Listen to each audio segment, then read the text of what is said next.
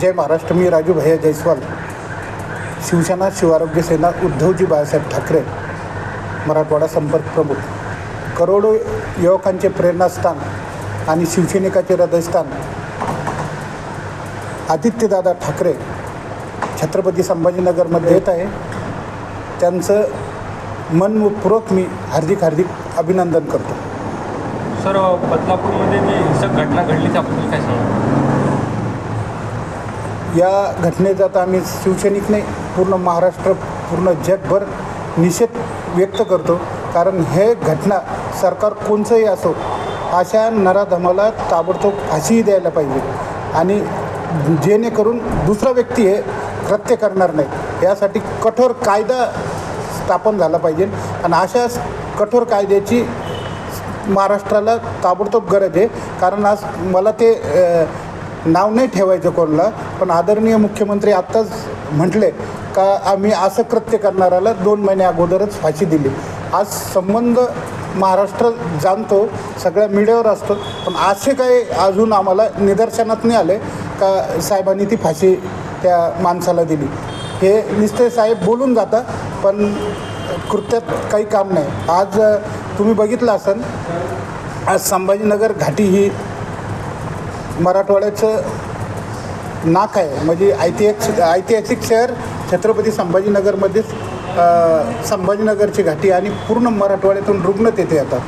आज हाकेच्या अंतरावर आमदार, खासदार, राज्यमंत्री, कॅबिनेट मंत्री आहे. मला त्यांना विचारायचं का आज गोरगरीब मायबाप जनतेचं फक्त तुम्हाला इलेक्शनच्या टायमाला मतदानच लागतं का? आज ती जनता होरपळते. आज आत्महत्या वाढल्या, आपल्या मराठी बांधवांच्या आत्महत्या वाढल्या, OBCच्या आत्महत्या वाढल्या, काही आरक्षणमुळं वाढल्या. आज मला हे सांगतात, ज्याप्रमाणे आपले शेतकरी पिकाला जीव लावतो, तर ह्या समाजाला निवडून आलेले आमदार, खासदार, राज्यमंत्री, कॅबिनेट मंत्री यांनी जीव लावायला पाहिजे. पण ते समाजाला जीव लागू शकत नाही. आश्वासनाच्या जीवावर, आमिषाच्या जीवावर जनतेचं मतदान घेतात. त्यांना 5 वर्षे त्यांच्याकडे डोकूनसुद्धा पाहिलं जात नाही. आपण मात्र करोडीच्या गाडीत त्या जनतेच्या आशीर्वादाने हिंडतो, हे लक्षात यायला पाहिजे. आज माझं छत्रपती संभाजीनगर हे शहर बाळासाहेबांचं सर्वात लाडकं शहर आहे. आज लाडक्या शहरामध्ये इतकी मोठी गद्दारी झाली, ठीक आहे, ते त्यांचं भोगतील, त्याच्याशी आपलं काही घेणं देणं नाही. पण माझा शिवसैनिक, आज ज्या शिवसैनिकाचे जीवावर आमदार, खासदार झाले, ते आज आत्महत्या करते. तुम्ही जवळून बघा आज त्यांची कंडिशन कशी आहे. पक्षाने, उद्धव साहेबांनी इतका जीव लावला शिवसैनिकाला, पण ह्या आमदार, खासदारांनी कुठल्याही त्या शिवसैनिकास इतक्या MIDC आहे, वाळूज MIDC आहे, पंढरपूर MIDC आहे, शेंद्रा MIDC आहे, बिडकीन MIDC आहे, कुठलाही शिवसैनिक त्या आतापर्यंत नोकरीला लावला नाही. कारण बाळासाहेबांनी सांगितलं होतं 20% राजकारण आणि 80% समाजकारण. या विरुद्ध हे लोक वागले. फक्त स्वतःची माया जमा करायसाठी शिवसैनिकाचा फायदा घेतला. यांच्या मी बिलकुल तत्वाशी बिलकुल तडजोड नाही. ह्या सर्वांचा मी निषेध करतो. आणि पुन्हा तुमच्या चॅनलद्वारे सांगतो का येणाऱ्या काळामध्ये शिवसेना ही आपली आई आहे आणि आईचं पवित्र आपण राखलं पाहिजे. आज दोघाच्या भांडण्यामधून तिसऱ्याचा फायदा होतो, हे लक्षात ठेवा. मी नाव घेऊन बोलणार नाही, पण आज कंडिशन अशी आहे का शिवसैनिक जे नुसता एका आवाजावर जे म्हटले ते करणारे होते, ते आज दुरावू राहिले. फक्त याला कारण एक आहे का दोघाच्या भांडणामध्ये तिसऱ्याचा फायदा आहे. असं न करता माझ्या विधानसभेला जास्तीत जास्त आमदार, महानगरपालिकेला जास्तीत जास्त नगरसेवक कसे निवडून येतील यासाठी आपण सगळ्यांनी प्रयत्न करावं. झालं ते विसरून पक्षासाठी रात्रंदिवस आपण काम करू आणि पुन्हा एकदा उद्धवजी बाळासाहेब ठाकरे यांना मुख्यमंत्रीपदी विराजमान करू, अशा तमाम जनतेच्या वतीनं मी साहेबांना शब्द देतो. सर, विधानसभेची तयारी शिवसेना कशाप्रकारे करत आहे? एकदम जोरात तयारी चालू आहे.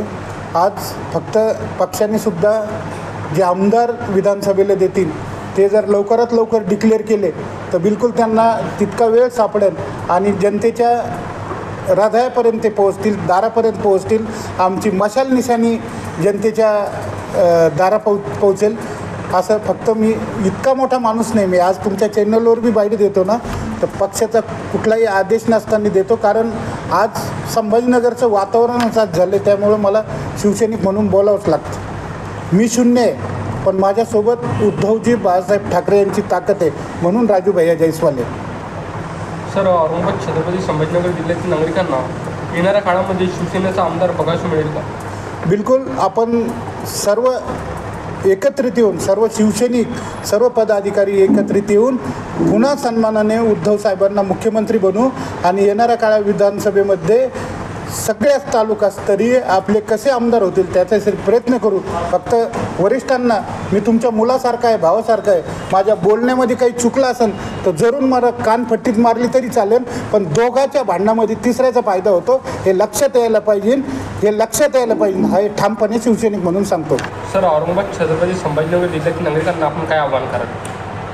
मी तुमच्या चॅनलद्वारे एवढंच आव्हान करेन का ज्या क्षेत्रामध्ये उद्धवजींनं, आदित्यदादांनी माझ्यावर जिम्मेदारी टाकले, आमचे किशोरजी ठाणेकर कार्याध्यक्ष, जितूदादा सपकाळ, या सर्व मान्यवरांनी माझ्यावर जी जिम्मेदारी टाकली त्यासाठी मी उद्धवजींना मुख्यमंत्री बनवण्यासाठी एक शिवसैनिक म्हणून माझं कर्तव्य रात्रंदिवस मेहनत घेऊन जनतेचे मन जिंकून कसं मी प्रयत्न करेन त्यासाठी मी 24 तास मी संभाजीनगरमध्ये प्रयत्न करतो. माझ्यासोबत माझा मुलगा बी आकाश, ड्रायव्हरला 20-25 हजार पगार द्यावा लागते, त्यामुळे माझा मुलगासुद्धा माझ्यासोबत ठेवलेला आहे का घरून डबे आणतो. पण जनतेचं मन कसं उद्धवजींना जोडता येईल त्यासाठी मी प्रयत्न करतो.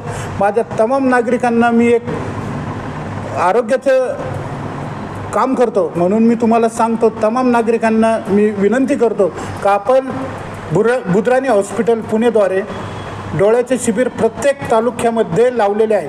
शिवआरोग्य सेना, उद्धवजी बाळासाहेब ठाकरे आणि बुद्राणी हॉस्पिटल पुणे, त्या शिबिरास पैठण ते आज 1-1.5 वर्ष झाले, गंगापूर येथे 1-1.5 वर्ष झाले. पैठणला 3 तारखेला असतं महिन्याच्या आणि 5 तारखेला गंगापूरला असतं. असं प्रत्येक तालुक्यावर मी डोळ्याचं शिबिर घेतो, जेणेकरून तुमचे लेन्स असतील, डोळ्याचे ऑपरेशन असतील, मोतीबिंदू असतील, हे सर्व टोटल आम्ही फ्रीमध्ये करतो. पेशंटची राहण्याची, जेवण्याची सगळी व्यवस्था सगळं आम्ही करतो. 1 रुपयाचं सुद्धा टेन्शन नाही. तसंच मी माझ्या तमाम नागरिकांनासुद्धा काही सूचना देतो का आज महात्मा फुले योजनेअंतर्गत बरेचसे आजार बसते, पण ते हॉस्पिटल तुम्हाला सांगत नाही, त्याच्यामुळं आपल्या सर्वांचे नुकसान होते. तर मी तुम्हाला सांगतो का आज गुडघ्याची वाटी बदलायची असेल तर मुख्यमंत्री सहायता निधीतून 1 लाख रुपये येते. बऱ्याचशा हॉस्पिटलमध्ये एक पायाचं ऑपरेशन करायचे असले तर कोणी 2,20,000 घेतं, कोणी 1,90,000 घेतं, कोणी 2 लाख घेतं, कोणी 1,70,000 घेतं. मी उद्धवजीच्या आशीर्वादाने फक्त 1,40,000 हे ऑपरेशन एकदम गॅरंटीमध्ये करून देतो. चांगल्या हॉस्पिटलला पेशंटनं फक्त 40,000 रुपये भरायचे, 1 लाख रुपये मुख्यमंत्री सहायता निधीतून मिळते. तुम्हाला नगदी पैसे द्यायची गरज नाही. ही विनंती तुम्हाला एक शिवसैनिक म्हणून सांगतो. पुन्हा संभाजीनगरला आल्यानंतर मला रुग्णाचे रिपोर्ट टाकत जा. ते रिपोर्ट मी 50 हॉस्पिटलला टाकतो. जिकडं योजनेत होईल, जिकडं कमी पैशात होईल तिकडं तुम्हाला मी सल्ला देतो. माझे तज्ज्ञ डॉक्टर त्यावर मार्गदर्शन करते. मी वेळोवेळी सांगतो का बरेचसे लोक संभाजीनगरला आल्यानंतर डायरेक्ट ॲडमिट होते, त्यांच्याकडून आडमापासे पैसे घेतले जातात. पण जागृत जर झालं तर पैसे इतके जाणार नाही. म्हणून एन्जिओग्राफी, एन्जिओप्लॅस्टी, बायपास हे सर्व महात्मा फुले जन आरोग्यामध्ये फ्री होतं. याच्याकडे बी लक्ष द्या. गुडघ्याचं पूर्ण ऑपरेशन फ्री होते. पुन्हा किडनी स्टोन फ्री होतं. चांगल्या मोठ्या शस्त्रक्रिया महात्मा फुले जन आरोग्यामध्ये फ्री होतात. तिसरी गोष्ट, किडनी ट्रान्सफरलासुद्धा 5 लाखापर्यंत, मला वाटतं 3,10,000 का 5 लाखापर्यंत अशी मदत होती. पहिल्यांदा एक कमी होती, पण आता पुन्हा सरकारने चांगले पैसे वाढवले, चांगले आजारावर वाढवले. ॲक्सिडेंटमध्ये बी तुम्हाला जर समजा FIR असला तर 1 लाखाची मुख्यमंत्री सहायताकडून मदत होती. माझं एकच विनंती आहे शिवसैनिक म्हणून का फक्त मला रिपोर्ट टाका. संभाजीनगरला याच्या अगोदर रिपोर्ट टाका. तुमचे उद्धवजीच्या आशीर्वादाने पैसे वाचतील. त्यासाठी मी रात्रंदिवस काम करतो. तुम्हाला संभाजीनगरच्या घाटीमध्ये ब्लड लागू का एखाद्या ऑपरेशनला वेळ लागत असला, 8 दिवस ज्यावेळी महिना लागत असला, 15 दिवस लागत असला तर मला ते कळवावं, मी ताबडतोब करून देतो. आज सगळे डॉक्टर लोक, माझ्या बहिणी सिस्टर्स सगळ्या मला मानतात. एक शिवसैनिक म्हणून माझ्याकडं चांगल्या नजरेने बघतात, काम करतो म्हणून त्यांचा सदैव आशीर्वाद माझ्या पाठीशी आहे. माझे आज महाराष्ट्र पोलीस दलाचे जवानसुद्धा आज घाटीमध्ये चांगलं काम करतात. त्यांचं सुद्धा मी हार्दिक अभिनंदन करतो. आणि PSI साळवे साहेब आहे ना, ते सुद्धा आदरणीय बिलकुल घाटीवर पूर्ण लक्ष ठेवू नये. मला सर्वांचा मी अभिमान आहे का आज रात्रंदिवस संभाजीनगरच्या घाटीसाठी काम करते. आणि दुसरी गोष्ट, तमाम शिवसैनिकांना सांगतो, अभी नाही तो कभी नाही. ह्यावेळेस आपल्याला तन्मन धनाने जनतेच्या हृदयापर्यंत मशाल पोहोचायची आणि येणाऱ्या काळामध्ये पूर्ण आमदार निवडून आणायचे. उद्धव साहेबांना पुन्हा एकदा मुख्यमंत्री करायचं. कारण मला माहिती आहे ज्या जिल्ह्यामध्ये खासदार आपला नाही तेथे आपल्याला जड जाणार आहे या सगळ्या गोष्टी. पण ह्या गोष्टीला न डगमगता आपण सगळ्यांनी शौर्याने काम करू आणि पुन्हा एकदा उद्धवजीला मुख्यमंत्री करू. कारण आज जे बी काही आमदार असतील ते वाजवीपेक्षा जास्त पैसे खर्च करतील. आपले स्टँडिंग आमदार असल्यामुळं ते त्यांना पुरू शकत नाही. पण आज धनाढ्य शक्तीविरुद्ध बिलकुल तसं काही राहिलं नाही. बाजूला अहमदनगर जिल्हा आहे, माझे मित्र आहे निलेश दादा लंके, तुम्ही बघितलं असेल. आज राधाकृष्ण विखे पाटील कितीतरी पैसा खर्च केला, पण जनतेचा कौल एक सामान्य कुटुंबातील आमदार, सामान्य कुटुंबातील निलेश लंके यांना प्रचंड ताकदीनं पुन्हा खासदार बनवलं. तर आज धनाढ्यशाहीला बिलकुल थारा नाही. आणि हे येणारं सरकार आहे हे श्रीमंतांना श्रीमंत आणि गरिबांना गरीब बनवणारं सरकार आहे. यांच्या भूलथापेला बळी नका पडू. आणि येणाऱ्या काळामध्ये मशाल या चिन्हावर प्रचंड असं ताकदीनं मतदान करून पुन्हा एकदा उद्धवजींना मुख्यमंत्री बनवा. जय हिंद, जय महाराष्ट्र.